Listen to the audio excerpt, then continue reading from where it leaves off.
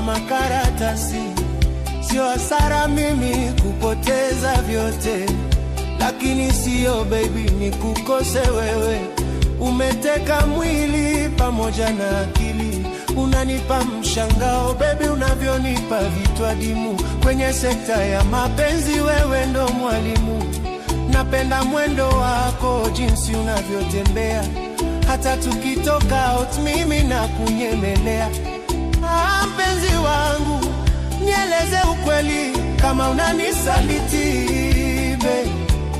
Nimejawa na wasiwasi sababu ya uzuri wako.